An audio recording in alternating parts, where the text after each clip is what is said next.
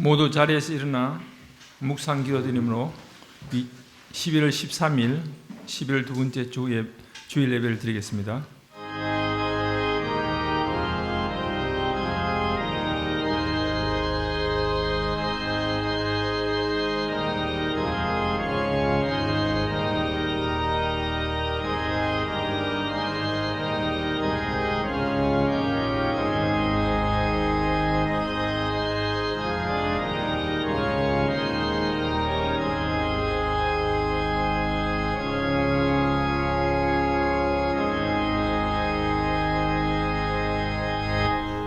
개 찬송으로 찬송가 254장 내 주의 보혈연 가사의 의미를 생각하면서 찬양 드리도록 하겠습니다.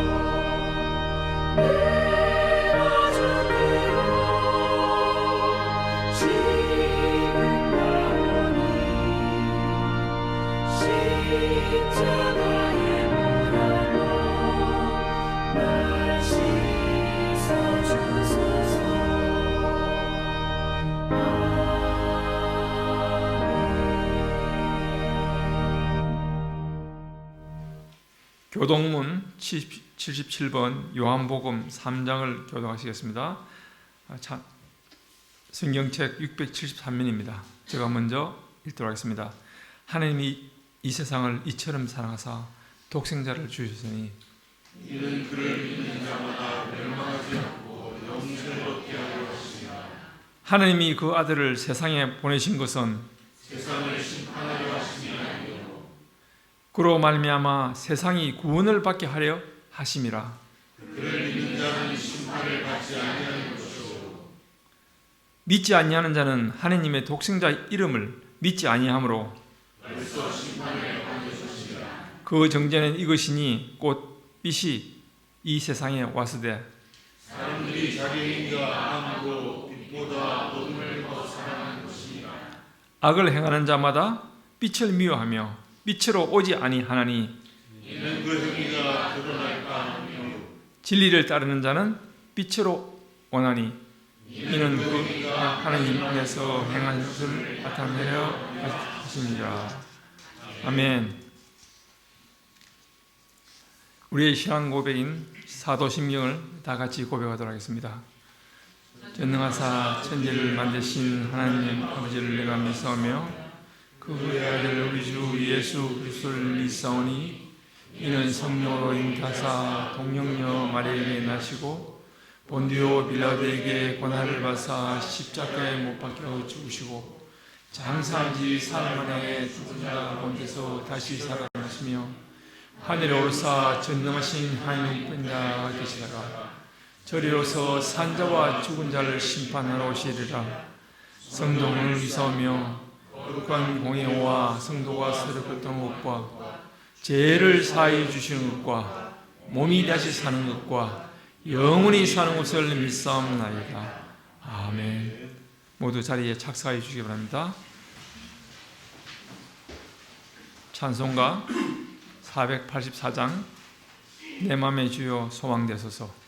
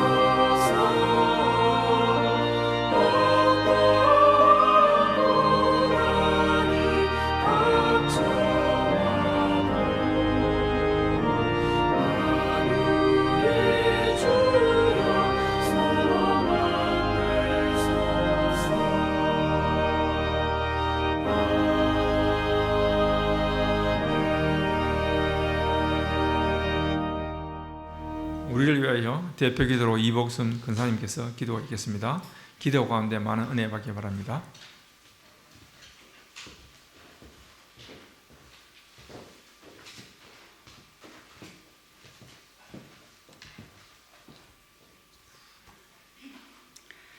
다 함께 기도드리겠습니다. 천지와 만물을 만드시고 인간의 생사복을 주관하시는 아버지 하나님, 우리 주 예수 그리스도의 이름으로 감사와 찬미와 영광을 올려드립니다. 우리의 죄를 씻기 위하여, 우리를 구원하시기 위하여 상상조차 할 수 없는 십자가의 고난으로 보혈로 우리를 속죄하신 예수님 고맙습니다. 감사드립니다. 세상 끝날까지 우리와 함께 하시려고 지금도 이 회중의 중심에 좌정하시어서 고개 숙인 심령마다 신령과 진정으로 예배를 드릴 수 있도록 인도하시는 성령님 감사드립니다. 너희는 세상의 빛이요 소금이라고 하셨지만 지난 한 주간 저희들의 삶이 빛이었습니까? 소금이었습니까? 혼돈과 고난의 세상 가운데서 그리스도의 향기였습니까? 그리스도의 편지였습니까? 무엇을 먹을까 입을까 염려하지 말라 하셨지만 좀 더 가지려고, 좀 더 누리려고 안달하며 애타하며 살지는 않았습니까? 사랑의 예수님, 주님의 말씀대로 뜻대로 살지는 못했어도 오늘 이렇게 저희들을 예배의 자리로 인도하여 주시니 감사를 드립니다. 온 세상이 코로나로 전쟁으로 흉흉한 가운데 우리들의 조국 대한민국에서는 상상할 수도 이해할 수도 없는 젊은이들의 참사가 일어났습니다. 예수님, 절망과 무기력 속에서 주님 십자가 밑에 우리를 바칩니다. 아픔을 당한 유가족 한 분 한 분들에게 주님의 위로와 은혜가 임하게 하옵시고 치유의 역사가 일어나게 하옵소서. 단에 세우신 귀한 목사님, 말씀으로 세상을 창조하신 하나님의 능력으로 덧입히셔서 심령마다 필요한 은혜와 변화와 위로로 채워주시옵소서.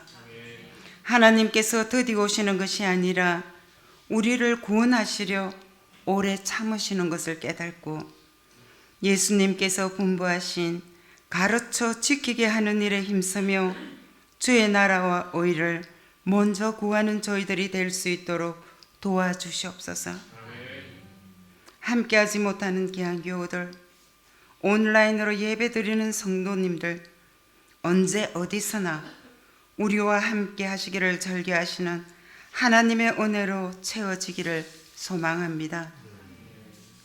예배를 위해 묵묵히 수고하는 모든 성도들, 하늘의 신령한 은혜와 땅의 기름진 복으로 채워주시옵고 오늘도 마라나타 주여 어서 오시옵소서라는 마음으로 세월을 아끼며 구원의 사역에 온맘 다해 동참하는 저희들이 될 수 있도록 도와주시옵소서.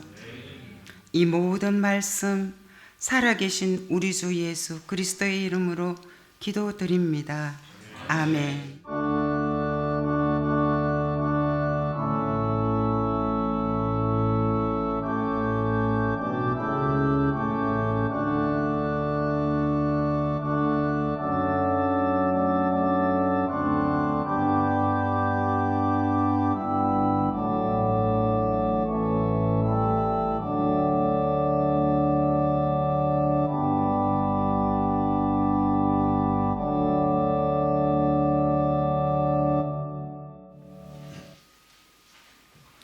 호산나 성가대 은혜의 강고라는 제목으로 하나님께 찬양 드리도록 하겠습니다.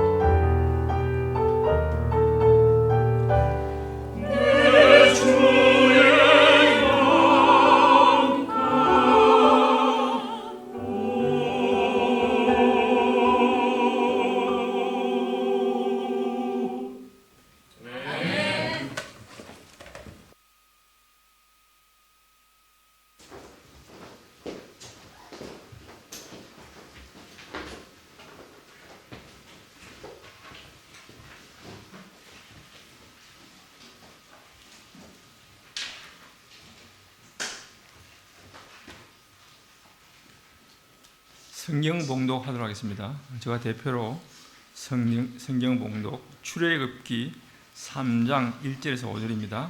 성경책 84면에 있습니다. 모세가 그의 장인 미디아 제사장 이드로의 양떼를 치더니 그 떼를 강야 서쪽으로 인도하여 하나님의 산 호렙에 이르매 여호와의 사자가 떨기나무의 가운데로부터 나오는 불꽃 안에서 그에게 나타나시니라. 그가 보니 떨기나무에 불이 붙으나 그 떨기나무가 사라지지 아니하는지라. 이에 모세가 이르되 내가 돌이켜 가서 이 광경을 보리라. 떨기나무가 어찌하여 타지 아니하는으로 하니 그때에 여호와께서 그를 부르고 돌이켜 오는 것을 보신지라. 하나님이 떨기나무 가운데서 그를 불러 이르시되 모세야 모세야 하시매 그가 이르되 내가 여기 있나이다. 하나님이 이르시되 이리로 가까이 오지 말라. 내가 선 곳은 거룩한 땅이니 내 발에서 신을 벗어라. 성경 본문에 근거해서 목사님께서 모세의 부르심이라는 제목을 가지고 말씀을 전하겠습니다. 많은 은혜 받기 바랍니다.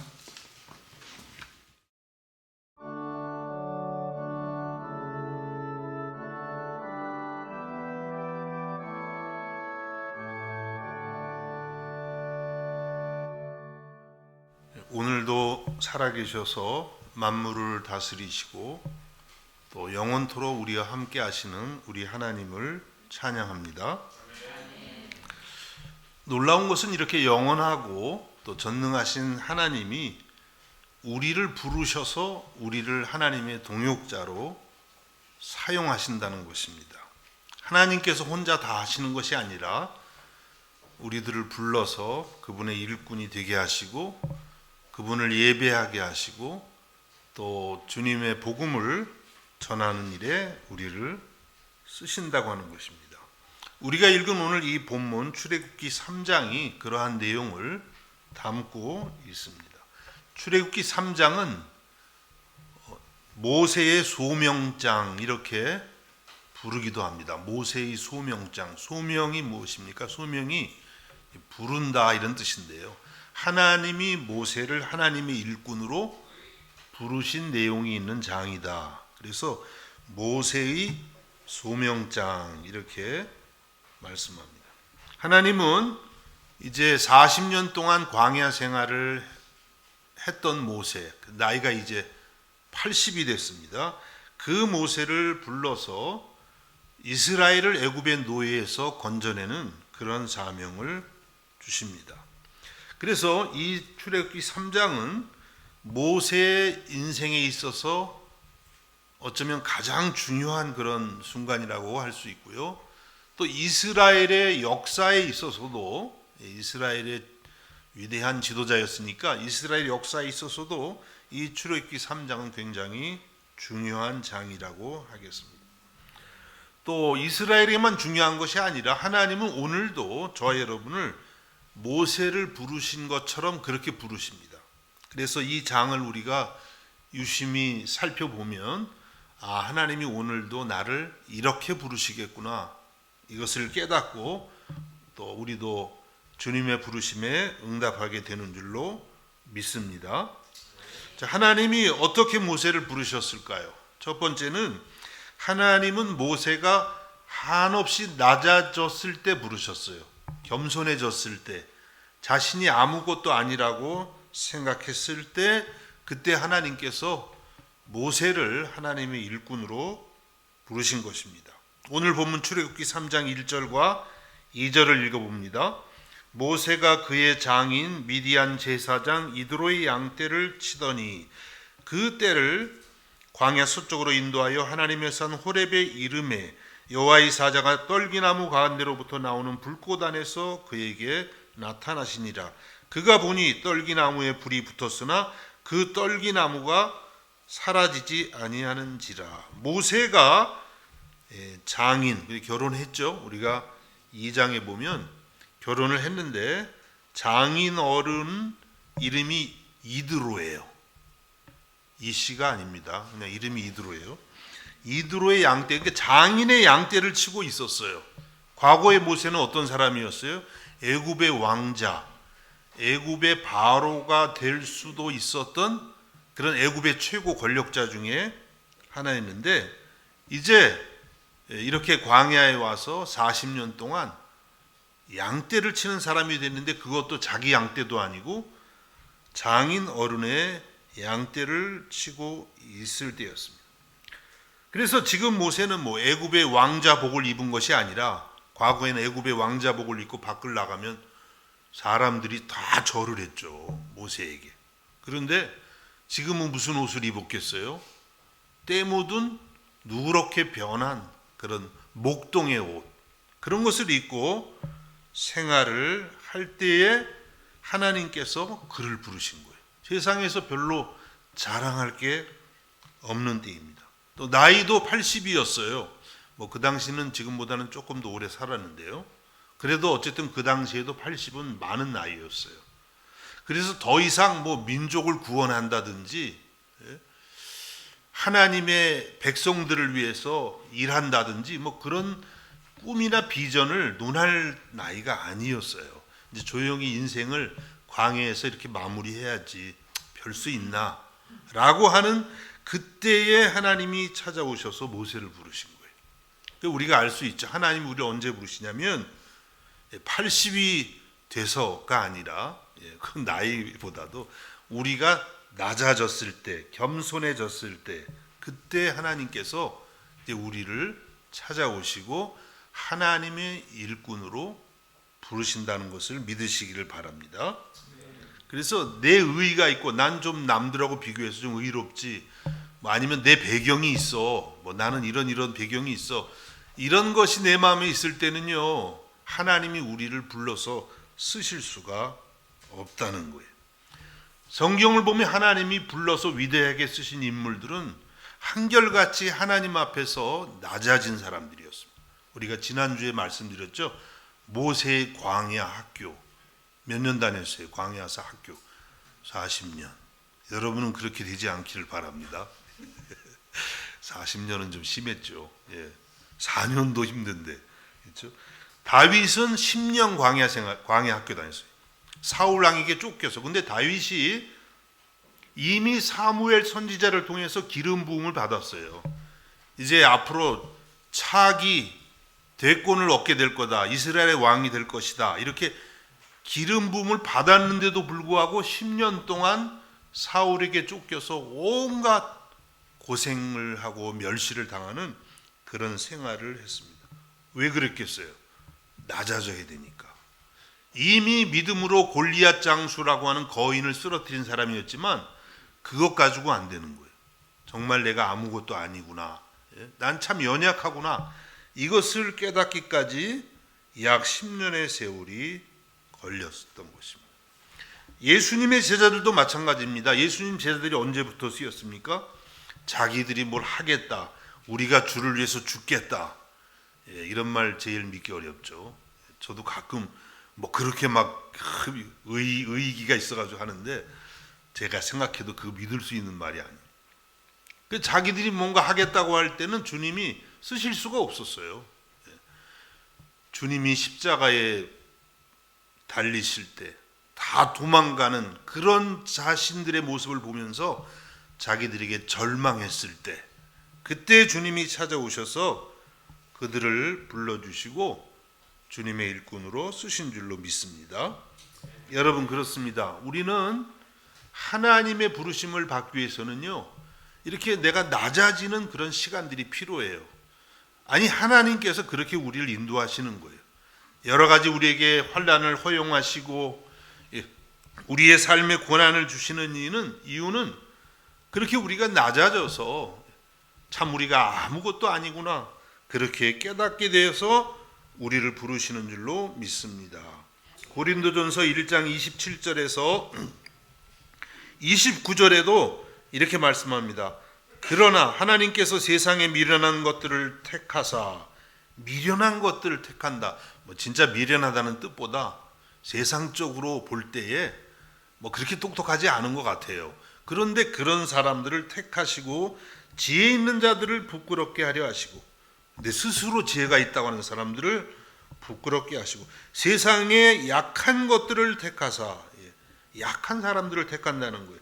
강한 것들을 부끄럽게 하려 하시며, 하나님께서 세상의 천한 것들과 멸시받는 것들과 없는 것들을 택하사 있는 것들을 폐하려 하시나니, 이는 아무 육체도 하나님 앞에서 자랑하지 못하게 하려 하심이라. 그래서 하나님이 누구를 택하는지 분명하게 말씀하죠. 약하고 비천하고 내 스스로 정말 아무것도 아닌 것을 깨닫는 그런 사람들을 하나님은 부르셔서 그런 사람들에게 능력을 주시고, 그런 사람들을 통해서 우리 하나님께서 영광을 받으시는 줄로 믿으시기를 바랍니다. 여러분, 예수님께서 말씀하신 세리와 바리새인의 비유 잘 아시죠? 두 사람이 이제 성전에 들어갔는데, 성경을 직접 읽어보면 누가복음 18장 11절과 12절에 이렇게 말씀합니다. 바리새인은 서서 따로 기도하여 이르되, 나는 다른 사람들과 곧 토색 불의 간음을 하는 자들과 같지 아니하고 이 세리와도 같지 아니함을 감사하나이다. 나는 일에 2번씩 금식하고 또 소득의 11조를 드리나이다 하고, 이 바리새인이 그 당시에 존경받는 사람들이에요. 하나님 정말 잘 믿는다고 그렇게 했던 사람들인데, 이 사람들이 성전에 가서 기도하는데 그냥 기도만 하면 될 텐데, 거기 와 있는 이 세리, 그 당시 세금 받는 사람들, 그들하고 비교하면서 나는 저 사람과 같지 아니함을 감사합니다. 또 이것도 무슨 기도예요? 그러면서 자기가 얼마나 의로운가를 하나님 앞에 자랑했던 거예요. 그런데 누가복음 18장 13절에 보니까 세리가 이렇게 기도합니다. 세리는 멀리 서서 감히 눈을 들어 하늘을 쳐다보지도 못하고 다만 가슴을 치며 이르되, 하나님이여 불쌍히 여기소서, 나는 죄인이로소이다. 이 세리는 하나님을 쳐다보지도 못해요. 내가 얼마나 참 죄인인가, 이것을 생각하면서 가슴을 치고 그렇게 아파하면서 기도를 하는데, 기도가 자기 의의가 없습니다. 하나님, 나를 불쌍히 여겨주세요. 나는 죄인입니다. 여러분, 이 기도가 제일 훌륭한 기도인 줄로 믿으시기 바랍니다. 하나님, 나를 불쌍히 여겨주세요. 나는 죄인입니다. 우리가 다른 기도 못해도요, 이 기도만 잘해도 하나님이 우리를 기뻐하십니다.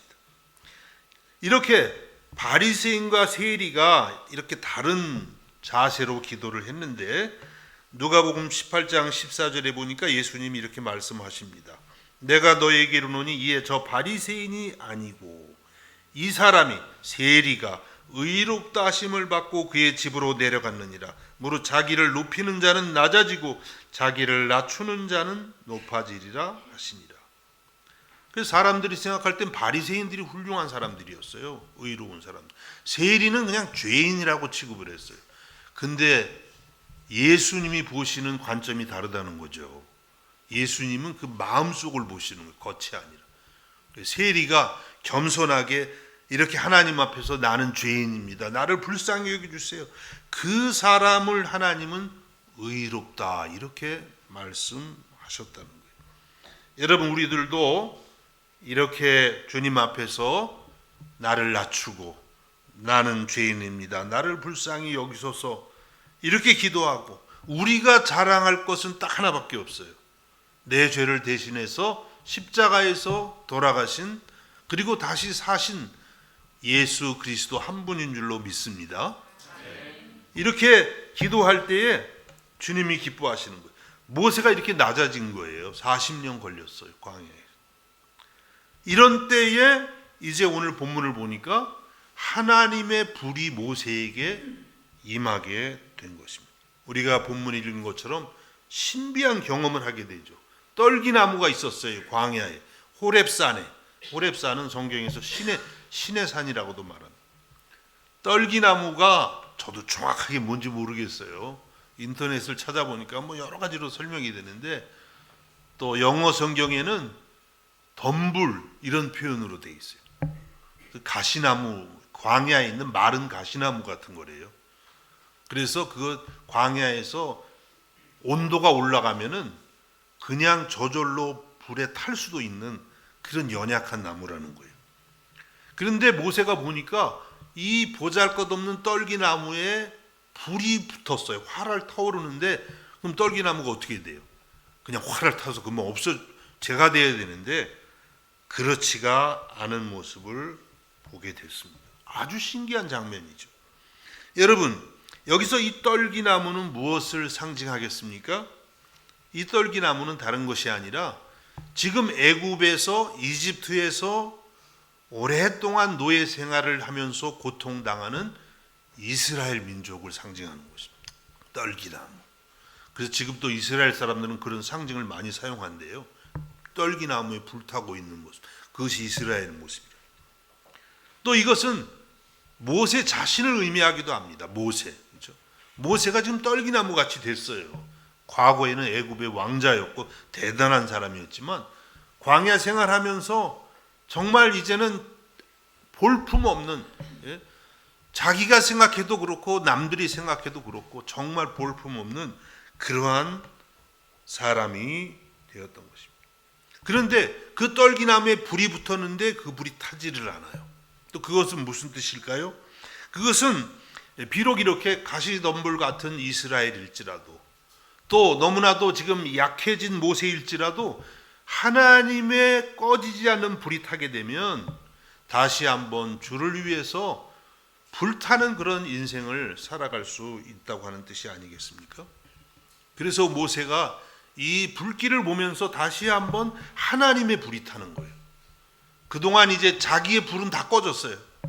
그 가슴에 하나님이 불이 임하면서 하나님을 향한 마음, 그리고 그 이스라엘을 향한 사랑이 이제 다시금 그의 가슴에 싹트게 된 줄로 믿습니다. 여러분, 우리 모습이 떨기나무 같지 않나요? 광야 사막에 있는 주를 위해서 아무것도 할 수 없을 것 같고, 이웃을 사랑하기도 어렵고 복음을 전하라고 해도 전혀 내 마음에 불이 붙지를 않아요. 어떻게 해야 되겠습니까? 바로 오늘 이 말씀에 있는 것처럼 우리에도 성령의 불이 붙어야 되는 줄로 믿으시기를 바랍니다. 성령의 불이 붙을 때에 비록 내가 이렇게 가시떨기나무 같은 존재일지라도 주님을 위해서 다시 한번 일어나고 하나님의 나라를 위해서 다시 한번 활활 타오르는 그런 사람들이 될 줄로 믿습니다.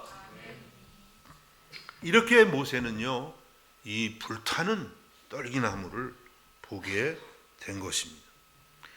그래서 이제 모세가 도대체 이것이 어떻게 된 일인가, 그렇게 하면서 그 떨기나무 가까이 갔습니다. 그때 하나님께서 이제 오늘 말씀 두 번째로 모세에게 신발을 벗으라는 그런 말씀을 하세요. 먼저 출애굽기 3장 4절을 보면 여호와께서 그가 보려고 돌이켜 오는 것을 보신지라 하나님이 떨기나무 가운데서 그를 불러 이르시되 모세야 모세야 하시매 그가 이르되 내가 여기 있나이다. 신기하니까 모세가 보러 가는 거예요. 그런데 하나님께서 그 떨기나무 불꽃 가운데에서 모세를 부르십니다. 모세야 모세야. 모세가 얼마나 놀랐겠어요. 아니 누가 내 이름을 그 광야에서 별로 아는 사람도 없는데 뭐 직감했겠죠. 하나님께서 나를 부르시는 거야. 모세야 모세. 여러분 오늘도 하나님이 여러분들의 이름을 부르심을 믿습니다. 하나님이 그냥 뭉뚱그려서 우리를 사랑하시는 게 아니에요. 여러분 이름을 하나씩 불러가면서 여러분이 여러분을 아는 것보다 사실은 더 잘 아시면서 내 자녀 누구야 그렇게 부르십니다. 모세가 어떻게 답했어요?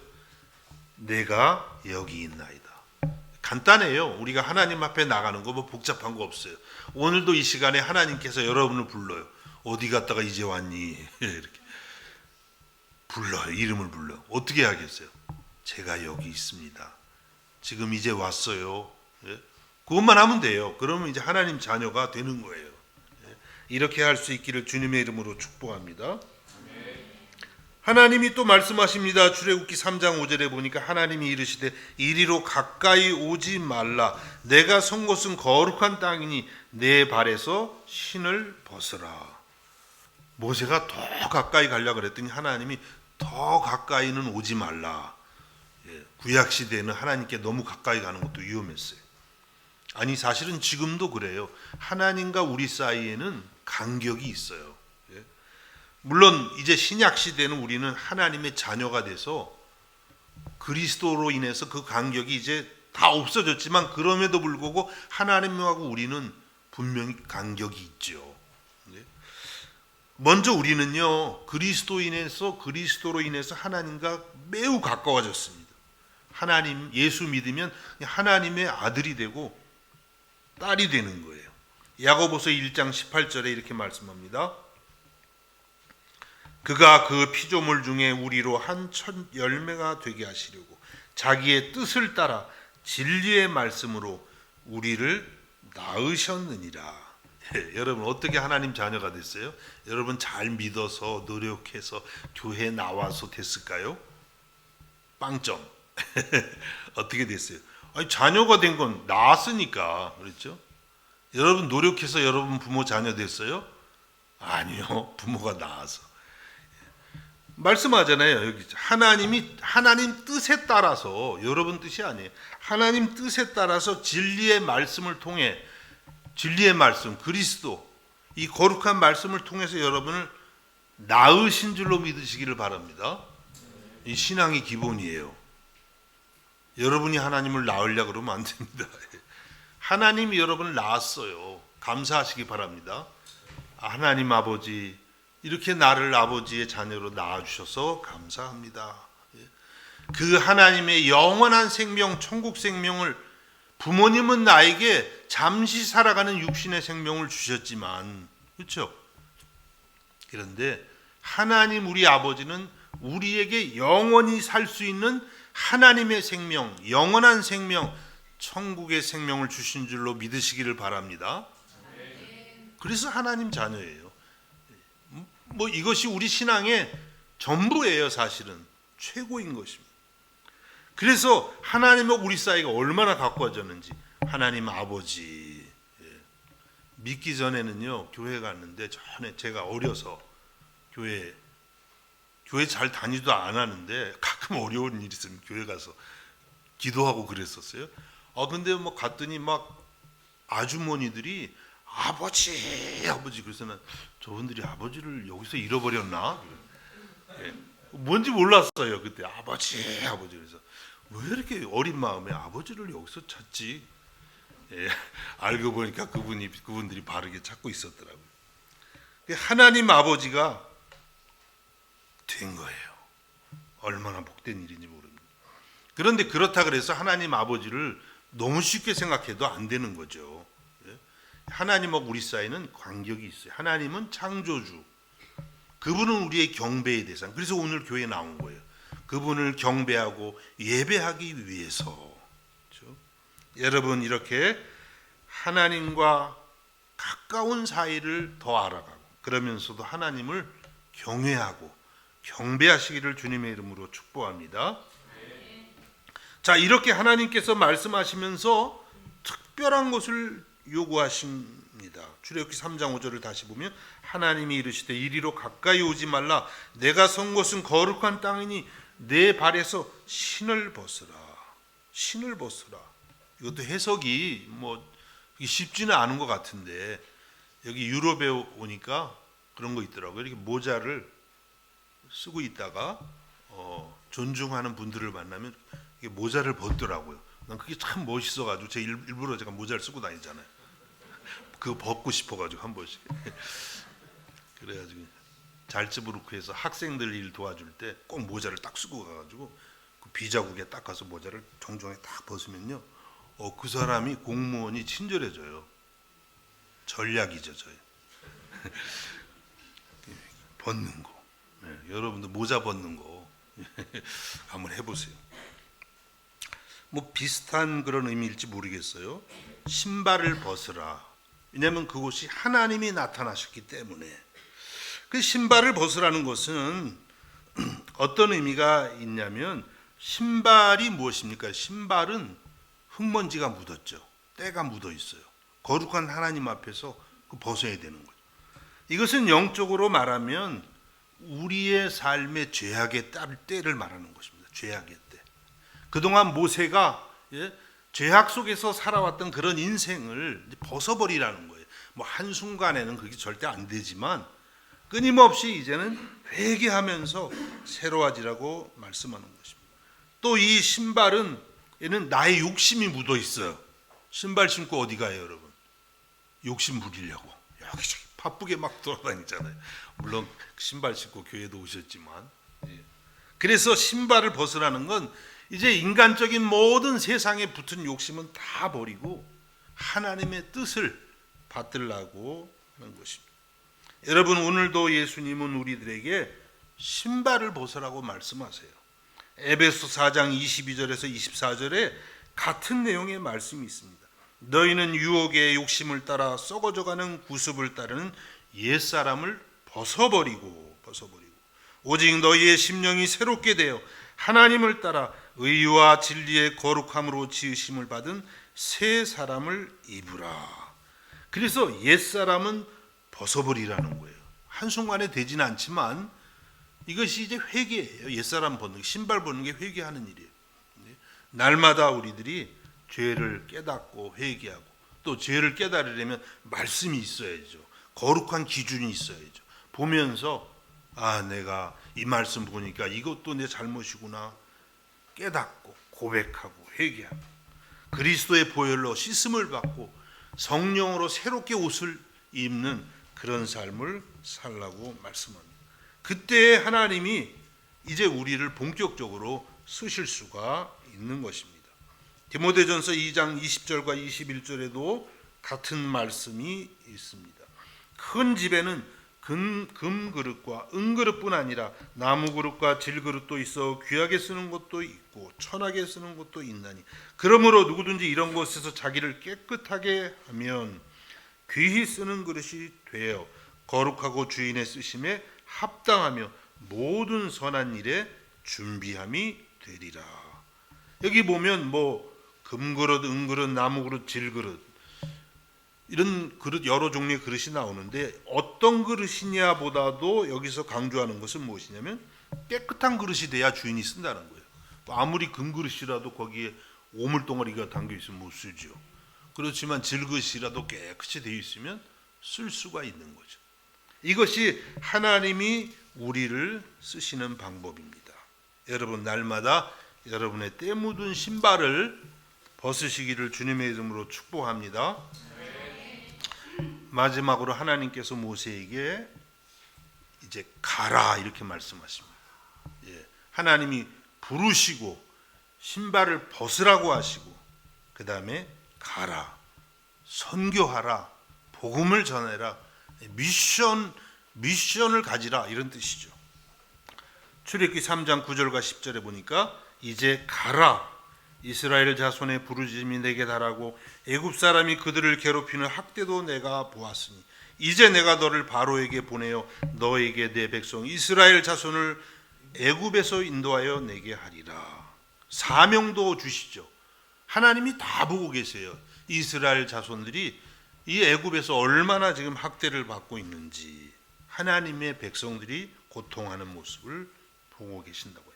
그래서 이제 하나님께서 모세를 바로에게, 애굽 왕에게 보내서 이스라엘 백성을 애굽에서 인도해 낼 것이라고 말씀하고 있습니다.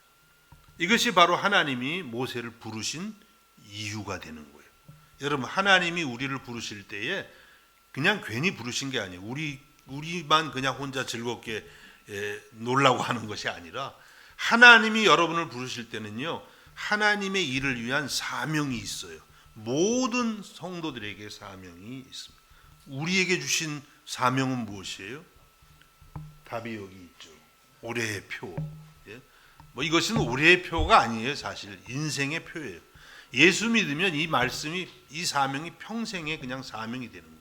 목사가 되었든 선교사가 되었든 성도가 되었든 관계없어요. 그리스도의 모든 제자들에게 주시는 일입니다. 그래서 그리스도인은 실업자가 절대 없어요. 직업이 없어도요, 이게 진짜 직업이에요. 직업 있는 이유가 뭐예요? 또 일하라고 주시는 거죠. 마태복음 28장 19절과 20절에 그러므로 너희는 가서 모든 민족으로 제자를 삼아 아버지와 아들과 성령의 이름으로 세례를 베풀고 내가 너에게 분부한 모든 것을 가르쳐 지키게 하라. 예? 복음을 전하고 제자를 삼으라고 말씀하시는데 그 첫 번째 가장 중요한 명령과 조건이 뭐예요? 너희는 가라. 움직이라는 거예요. 뭔가 이제 일을 하라는 것이죠. 가지 않고는 그 다음의 일들은 이루어질 수가 없다는 거예요. 머물러 있지 말고 현실에 안주하지 말고 온 세계 땅끝까지 가고자 하는 그런 마음을 가지고 열매를 맺고 배가하고 세상을 하나님의 나라로 만들어 가라고 그렇게 말씀하고 계시는 것입니다. 그래서 여러분, 하나님은요 이렇게 정적인 분은 아니에요. 하나님이 그냥 가만히 이렇게 계시는 분 아니에요. 물론 그런 면도 있어요. 하나님 고요하시고 평안하시니까 그런 면도 있지만 하나님은 동시에 매우 동적인 분이에요. 그래서 자기의 자녀들을 온 세상 땅끝까지 보내시는 것입니다.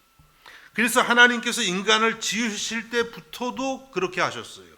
창세기 1장 27절과 28절에 하나님이 자기 형상 곧 하나님의 형상대로 사람을 창조하시되 남자와 여자를 창조하시고 하나님이 그들에게 복을 주시며 하나님이 그들에게 이르시되 생육하고 번성하여 땅에 충만하라 땅을 정복하라 바다의 물고기와 하늘의 새와 땅에 움직이는 모든 생물을 다스리라 하시니라. 하나님이 아담과 하와를 지으시고 이런 선교적 명령을 주시는 거예요. 그냥 가만히 에덴 동산에서 즐겁게 놀아가 아니었던 거죠. 뭐라고 말씀하셨어요? 생육하고 번성하여 땅에 충만하라 땅을 정복하라. 이런 말씀 보면 우리 가슴이 막 뜨거워져야 돼요. 이렇게 살아야지 이런 마음. 바다의 물고기와 하늘의 새와 땅에 움직이는 모든 생물을 다스리라. 그래서 하나님은 인간을 지으시자마자 이미 선교적 사명을 주시는 것입니다. 여러분, 우리들이 이런 하나님의 명령을 받아서 우리의 심령 안에 이렇게 선교적인 성령의 불이 붙기를 주님의 이름으로 축복합니다. 이렇게 모세는 사명을 받았어요.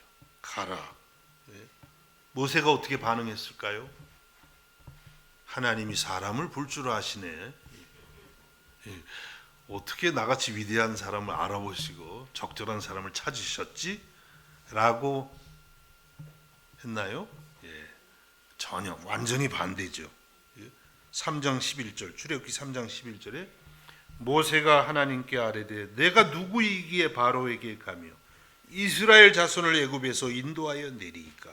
내가 누구이기에 나같이 형편없는 목동 광야에서 겨우 장인의 양떼나 치고 있는 그런 사람, 내가 누군데 당시 최고의 제국인 애굽의 왕에게 내가 가서 이스라엘을 그 노예 생활에서 건져내는 그런 일을 내가 할 수가 있단 말입니까? 모세가 참 약해졌죠. 40세 때는 이렇지 않았거든요. 내가 그 일의 적임자야 라는 마음이 있었는데 전혀 지금은 아니에요. 이런 마음은 여러분, 하나님이 부르시는 모든 사람들이 공히 느끼는 감정입니다. 하나님께서 부르실 때에 어떻게 저를 이렇게 아시고 이건 부르신 거 아닙니다. 참 제가 누군데, 부족한데, 정말 까마득히 부족한데 어떻게 저를 부르셨나요? 그러면서 이제 점점 그 부르심에 응답하는 사람이 되는 것입니다. 모세는 이렇게 주저합니다. 그때 하나님께서 출애굽기 3장 12절에서 이와 같이 말씀하십니다. 하나님이 이르시되 내가 반드시 너와 함께 있으리라. 내가 그 백성을 애굽에서 인도하여 낸 후에 너희가 이 산에서 하나님을 섬기리니 이것이 내가 너를 보낸 증거니라. 하나님께서 약속을 주시는데 간단해요. 내가 반드시 너와 함께 있으리라. 여러분, 이 약속이면 다 되는 거 아닙니까? 전능하신 하나님이 함께 하시겠다 그러면 또 다른 약속이 필요가 없는 거예요.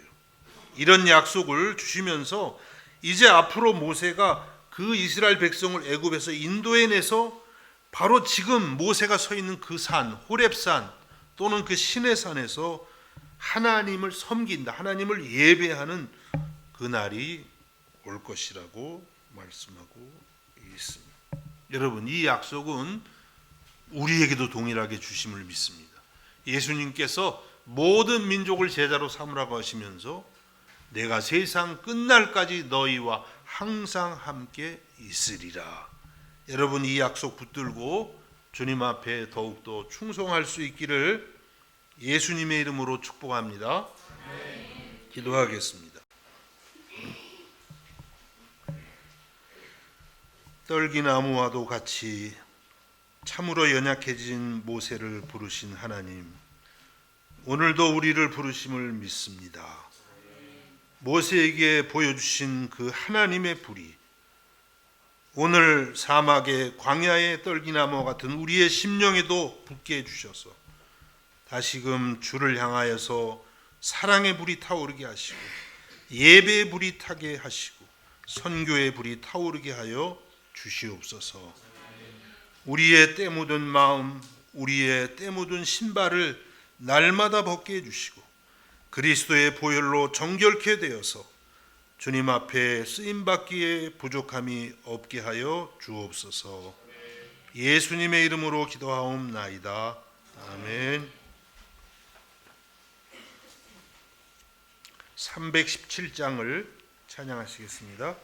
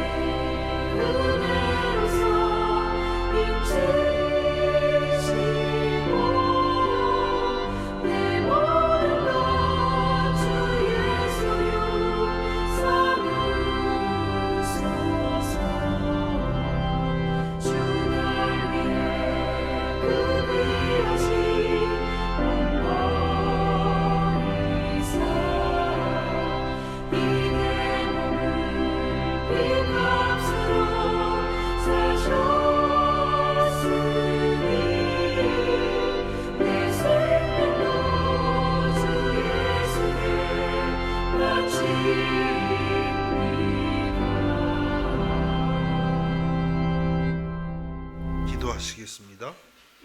하나님 아버지, 사랑을 감사드립니다. 오늘도 아버지의 은혜로 우리 예수님의 십자가 사랑으로 주 앞에 나와 우리의 시간을 정성을 드립니다. 우리의 전부를 받아주시고 우리를 주님의 뜻을 따라 늘 사용해 주시고 아버지의 영광을 위하는 자녀들이 되게 하여 주옵소서. 이 시간 주 앞에 나와 몸과 마음과 정성을 드리는 주의 자녀들을 축복해 주시고 마음에 주의 위로가 있게 하시고 하늘나라의 소망이 새로워지도록 인도하여 주시옵소서. 예수님의 이름으로 기도하옵나이다. 아멘. 자리에서 일어나셔서 635장 주기도문을 찬양하겠습니다.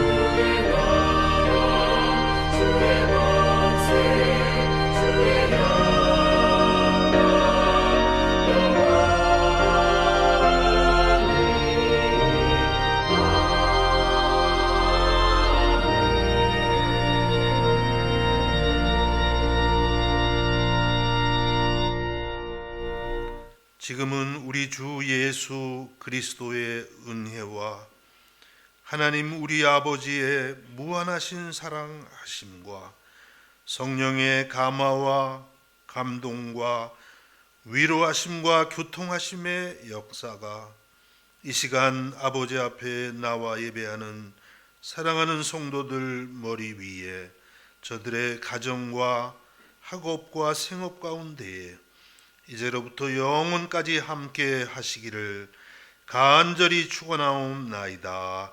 아멘.